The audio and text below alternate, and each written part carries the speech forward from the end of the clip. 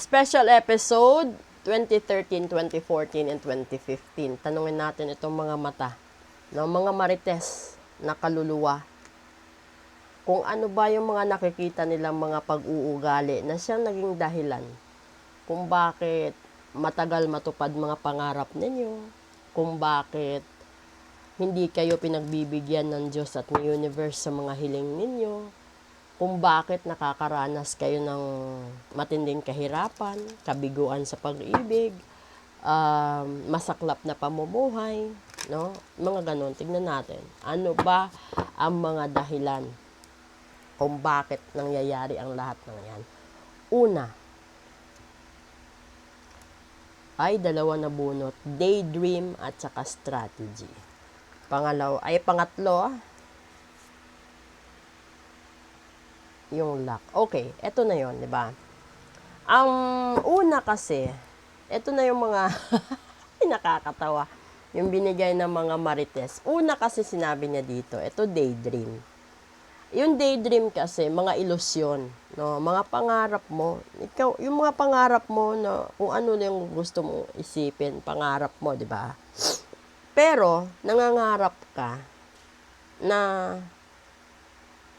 lagi araw-araw, dinadasal mo. Yun yung pangarap mo, yun yung gusto mong mangyari. Pero, kailangan mo strategy para manalo ka at matupad sa mga pangarap mo.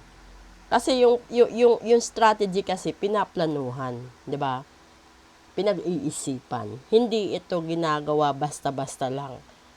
So, at higit sa lahat, huwag iasa sa sugal, sa raffle, sa kung ano mang panalo ang lahat-lahat ng bagay. Kasi minsan, sasabihin mo, kapag ako nanalo sa loto, bibili ako ng bahay, sasakyan, ganito, ganyan, di ba?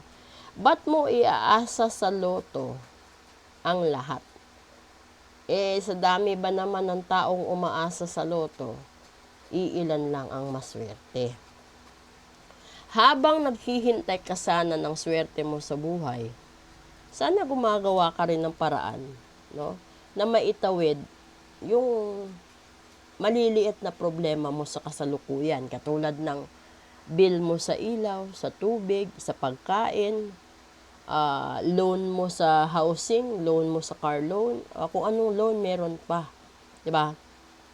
Huwag mo iasa ang pangarap mo sa loto, sa sugal, sa wedding, sa sabong, o sa kahit ano.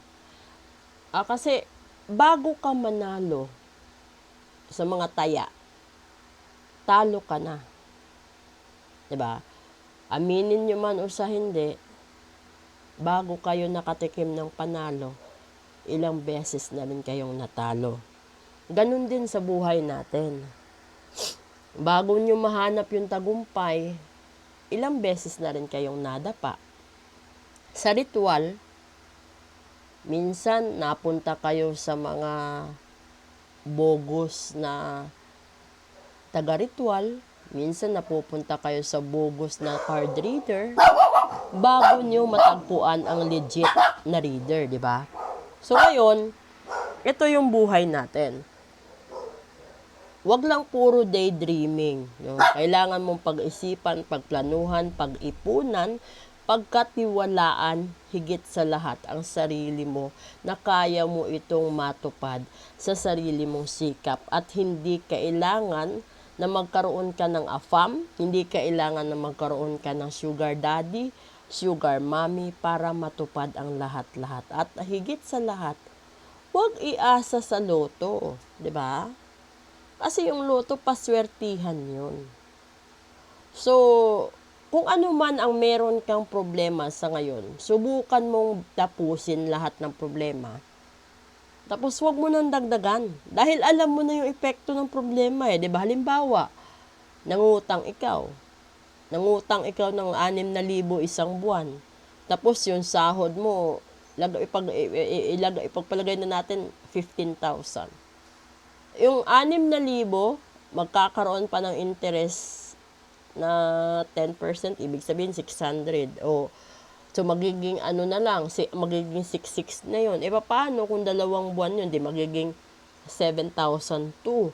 So, kung yung sahod mo na 15, babawasan ng 7,200, 7,008 na lang ang matitira.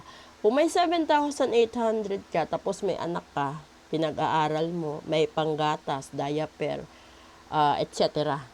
Di pa kasama yung sugal, no? Bisyo, sigarilyo, alak, may mga ganon. So, saan mo kukunin yung extra na pambayad sa renta ng bahay, ilaw, tubig, pagkain araw-araw, baon ng mga bata araw-araw, lahat-lahat. So, ngayon, akala mo, sa pagtaya mo ng swertres, taya mo ng weteng, makakabawi ka. Hindi. Manalo ka man ngayon ng 3,000, 5,000, natalo ka na ng 600, 700 nung nakaraang mga buwan at taon. So, kung bibilangin mo lahat ng resibo mo sa pagtaya, hindi yan panalo. Minsan patas, minsan talo. Dahil ang totoong panalo, lagpas sa kapital mo, dapat ang nakuha mo. So, ibig sabihin, yung kapital na yon, bilangin mo. Kung kailan ka nag-umpisa, kung nag-umpisa ka ng taya 2010, tapos ngayon 2023, sa loob ng 13 na taon, ilang beses ka bang nanalo? Sumahin mo, magkano na ba ang itinaya mo sa 13 taon? At magkano ang napanalo mo. Diba? Ganun yun. So, ganun din sa paligsahan, sa sports, sa kantahan, sa sayawan, sa lahat ng uri ng paligsahan. Hindi lahat panalo ikaw. Minsan second runner-up, minsan first runner-up, minsan wala. Hindi ka mapapasama sa top 10, never sa top 5, lalong never sa top 3. Yun. So, ngayon, ganun din sa ritual. Kung ang hinihiling mo sa ritual ay yumaman ikaw, wag mo nang ituloy. Dahil ang pagyaman hindi dinadaan sa ritual, kundi sinasabayan ito ng sipag, tiyaga, pagtitiis, pag-iipon, at pagtitipid. Kung gusto mo namang bumili ng sarili mong bahay, hindi naman nakasaad na kumuha ka ng AFAM, sugar mommy, sugar daddy, para may bumili para sa'yo.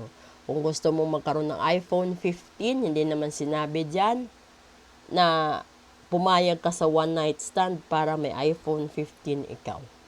Diba?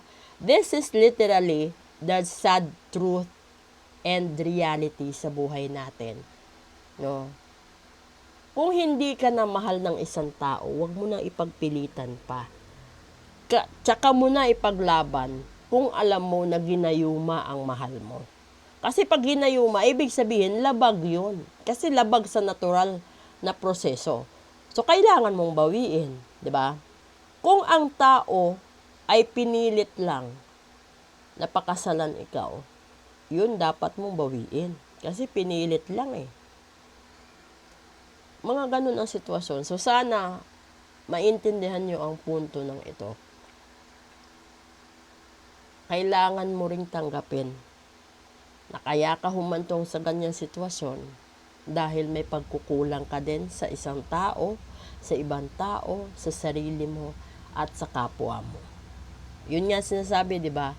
Hindi tayo perpekto. Ang kailangan lang natin, matuto tayong rumispeto at tumanggap ng pagkatalo at mag-move on sa buhay. Dahil kung ayaw na ng asawa natin sa atin, hayaan mo silang maghanap. Huwag mong pigilan, huwag mong takutin, huwag mong kasuhan.